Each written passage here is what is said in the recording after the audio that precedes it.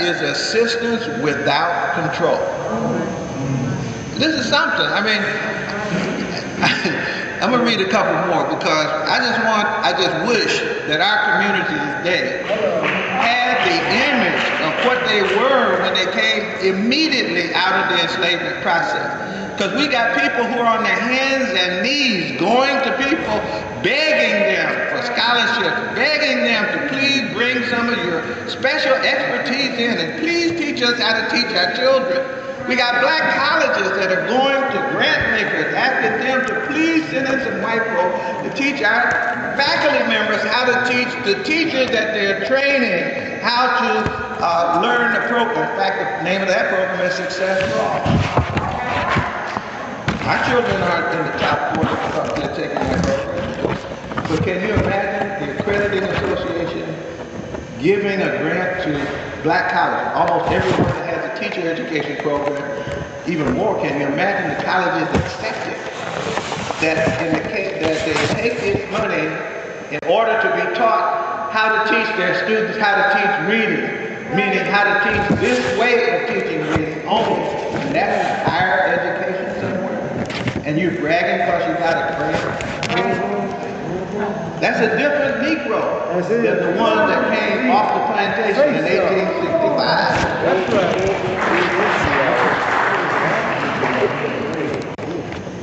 Control of the schools was never a reality for long, however. Effective and continuous control presupposed community solidarity and group proximity. The dispersal of the African onto isolated plantations, their further isolation onto individual tenant farms and the plantation, the refusal of denominational societies to provide access and control over the school, and the creation of white-controlled public education in the southern areas, that's what destroyed the vital community power base in education in the South. I'm sorry. A couple more if I can find. Oh, here's one that's real interesting. I'm trying to set this up. When General Sherman, the Secretary of War, met with the leaders of Savannah's black community, asking what black people expected of the government, they heard no mention of schooling. Think about this in light of what I just got through saying. They're meeting with the general and said, what do y'all want? Again, this was a very conscious group of Africans who met with General Sherman. So they didn't ask him for school. Why would they not ask for school if they cared so much about school? Let's look at this again. What they asked for was land. That's what they wanted. That's what we first needed. The interview was held just weeks after the blacks had already created the Savannah Education Association. They had their education in hand. That's why they didn't ask for education. And they knew that if they asked the general to help them with education, he would send control over the education process into the African community. Those are some slick black folk who knew what was getting ready to happen to them. And they did everything right from their angle to make sure that they kept the control of the children's education in their own hands. That's really the piece that I'm coming to, because if we go back and we look at the time of trouble, remember now I'm back in the Kemet, where they talk about the period of trouble, renaming the period, the intermediate period and the invasion period. I think it's a great renaming of what it really was, the time of trouble, and taking that text, which named it where the Africans named that themselves, the time of trouble. They didn't name it an intermediate period. They said it's a time of disorder. And what we got to do is the Wahemi Masu. We got to go back in the time of trouble and look at what it was like when we were not in trouble. Or look at what it was like when we were solving our own problems. To go back to that point and then start your use of historiography in order to set yourself up to solve your own problem. And so land was what they asked for. So that schooling could hardly have been far from their mind because they had already established the Savannah Education Association. It was simply not as central as other concerns for talking to Sherman. Likewise, the numerous black conventions of the mid-1860s in the South mentioned education. if at all, only in passing. These black conventions. Gratitude might be expressed for such schools as have been provided by the North, but the calls to action or appeals for support were not focused on education when they were talking to white folk. There's a movie with Richard Roundtree, Robinson Crusoe. You ought to get the movie, because there's a couple little things in there I prefer not to even look at. But they have this contest between he and his master. Man Friday is being controlled by his master. And they go through a whole bunch of episodes. And eventually both of them got to get their hat and get off the island. And they land not only on that island or one like it, but they land at Friday's home. Where Friday's people open the door and welcome Friday, and open the door and welcome Robinson Crusoe, who now has no power base. But what Robinson Crusoe does when he comes to Man Friday's home, he looks around and finds no use for himself. And then one night, and this is the scene I wish you would get to if you get that movie in your hand, when all the elders are sitting around the fire, and Robinson Crusoe is trying to find a place in the community. And he had asked, and they had nothing for him to do, because he had no skills. He'd been handling slaves who were handling his work. And so he said, well, I know what I can do. I will teach your children. Now Friday had put up with a whole lot of Robinson Crusoe through the whole movie.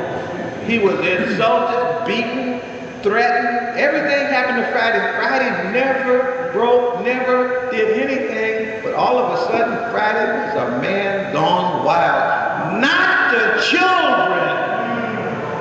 We give him any job, but not the job of educating our children. Yes.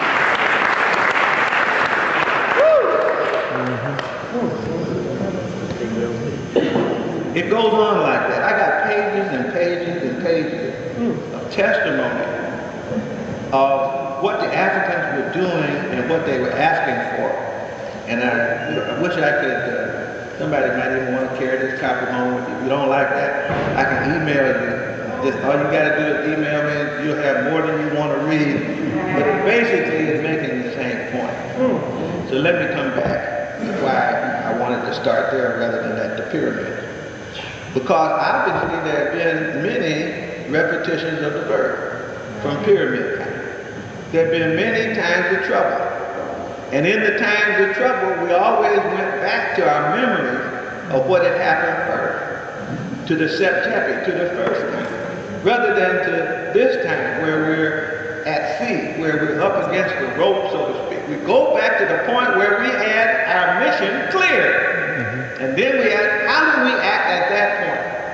And then at that point, that's going to give us the guidance that we need to have. And so, when we got to that point here not too long ago, that's why, for me, I don't know how it is for everybody else, but for years, I've had a special place in my heart for the UNIA.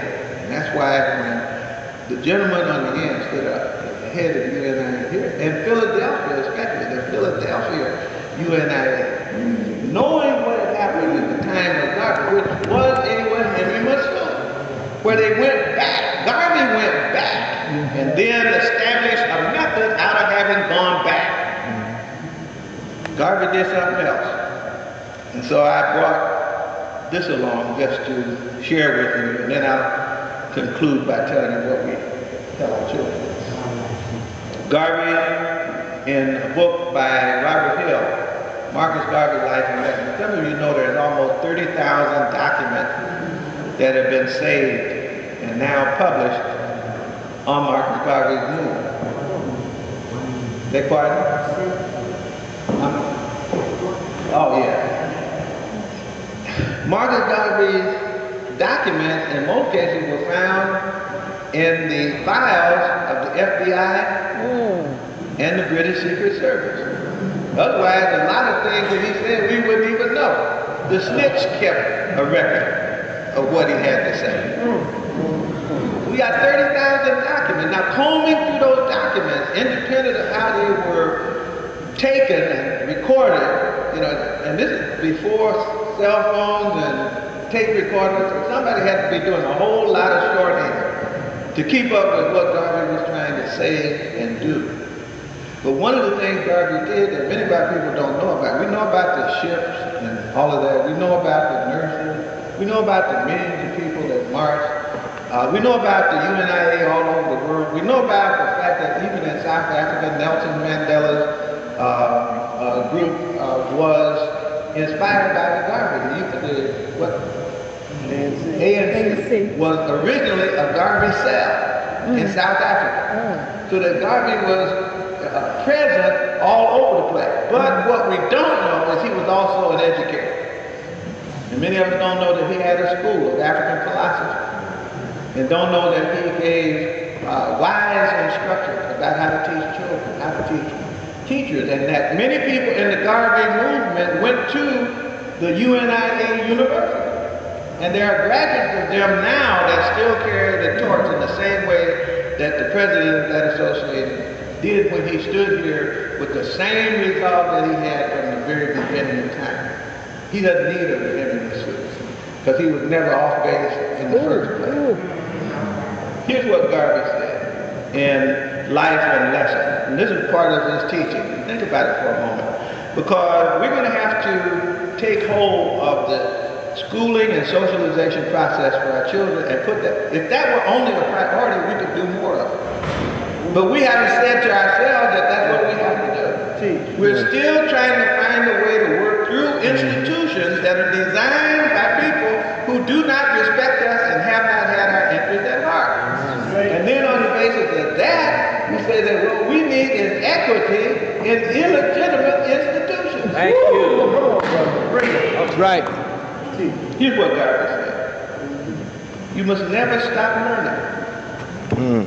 One must never stop reading.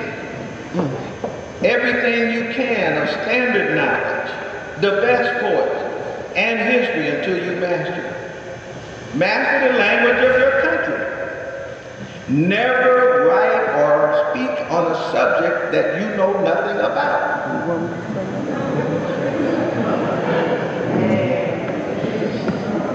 You should read at least 4 times a day. Wow. Never keep the constant company of anybody who doesn't know as much as you or isn't as educated as you and from whom you cannot